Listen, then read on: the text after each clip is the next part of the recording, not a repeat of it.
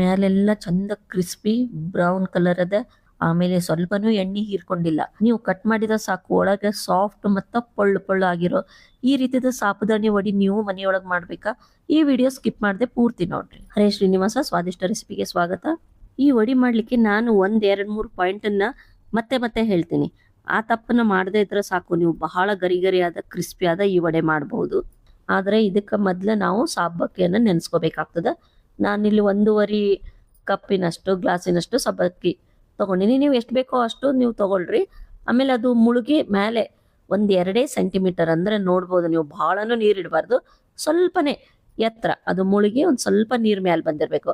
ಅಷ್ಟೇ ನೀರ್ ಹಾಕಿ 4-5 ತಾಸು ನೆನೆಲಿಕ್ಕೆ ಬಿಡ್ಬೇಕು. ಇದನ್ನ ಮಧ್ಯಾಹ್ನಕ್ಕೆ ನಿಮ್ಗೆ ಮಾಡೋದಿತ್ತು ಅಂದ್ರೆ ಬೆಳಿಗ್ಗೆನೆ ನೆನೆ ಹಾಕಿ ಇಟ್ಬಿಟ್ರೆ ನೀವು ಈ ತಿಂಡಿನ ಮಧ್ಯಾಹ್ನಕ್ಕೆ ಮಾಡ್ಬೋದು.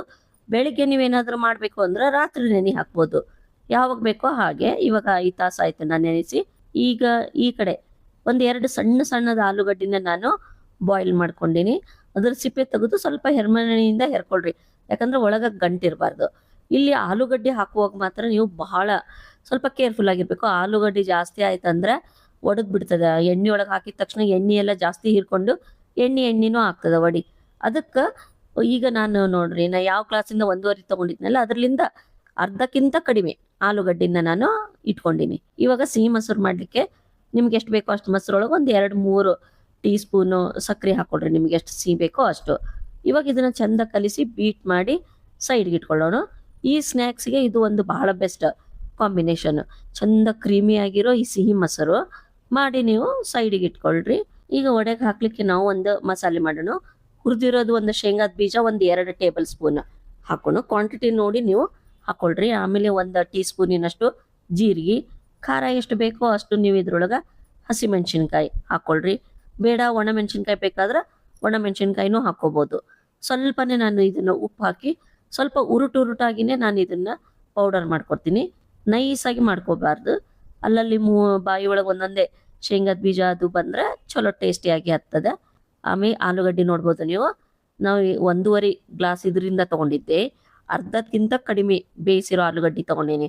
ಆಲೂಗಡ್ಡೆ ಮಾತ್ರ ಕಡಿಮೆ ಆದ್ರೆ ನಡೀತದೆ, ಜಾಸ್ತಿ ಆಗಬಾರ್ದು. ಜಾಸ್ತಿ ಆದ್ರೆ ನೀವು ಕರಿಯುವಾಗ ಯಾವಾಗ ಎಣ್ಣೆ ಒಳಗೆ ವಡಿಯನ್ನು ಹಾಕ್ತಿರಲ್ಲ, ವಡಿಯೆಲ್ಲ ಪೂರ್ತಿ ಬಿಚ್ಕೊಂಡ್ ಬಿಡ್ತದೆ. ಆಮೇಲೆ ಎಣ್ಣೆನೂ ಜಾಸ್ತಿ ಹಿರ್ಕೋತದೆ.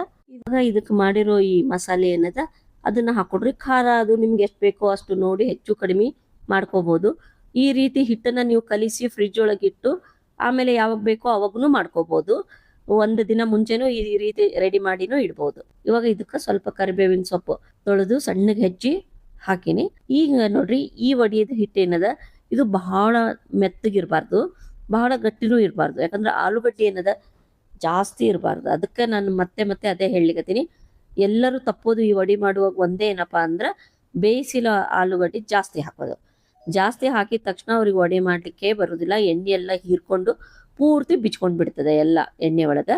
ಇವಾಗ ಒಂದೊಂದೇ ಉಂಡೆ ಮಾಡಿಕೊಂಡು ಇದನ್ನ ಈ ರೀತಿ ಕೈಯಿಂದ ಸ್ವಲ್ಪ ಅಗಲ ಮಾಡಿ ನೀವು ಇದನ್ನು ಕೂಡ ನೀವು ಫ್ರಿಜ್ ಒಳಗೆ ಮಾಡಿ ಇಟ್ಕೋಬಹುದು. ಯಾವಾಗ ಬೇಕೋ ಆವಾಗ ನೀವು ಇದನ್ನ ಕರ್ಕೋಬಹುದು. ಈ ಸಬ್ಬಕ್ಕಿ ಏನದಲ್ಲ, ಇದು ಮರಗೆಣಸು ಇರ್ತದ, ಅದರಿಂದ ಹಾಲು ತೆಗೆದು ಈ ಸಬ್ಬಕ್ಕಿನ ಮಾಡ್ತಾರೆ. ಅದಕ್ಕೆ ಇದು ಉಪವಾಸಕ್ಕೆ ಬರ್ತದ ಅನ್ನೋದು ನಮ್ ಕಡೆ ಅಂದ್ರೆ ಉತ್ತರ ಕರ್ನಾಟಕ ಆಯ್ತು, ಗುಜರಾತ್, ಮಹಾರಾಷ್ಟ್ರ ಎಲ್ಲೂ ಹೋಗ್ರಿ, ಈ ಸಬ್ಬಕ್ಕಿ ಉಪವಾಸಕ್ಕೆ ಸ್ಪೆಷಲಿ ಯೂಸ್ ಮಾಡ್ತೀವಿ. ಆಮೇಲೆ ಇದು ಆರೋಗ್ಯಕ್ಕೂ ಒಳ್ಳೇದದ. ಆಮೇಲೆ ನಿಮ್ಗ ಒಂದೇ ತರದ ಪಕೋಡ ಬೋಂಡ ಅದೇ ತಿಂದು ಬೇಸರ ಆಗಿತ್ತು ಅಂತಂದ್ರೆ ಈವ್ನಿಂಗ್ ಸ್ನಾಕ್ಸ್ ಆಗಿನೂ ಇದನ್ನ ನೀವು ಮಾಡ್ಕೊಂಡು ತಿನ್ಬೋದು.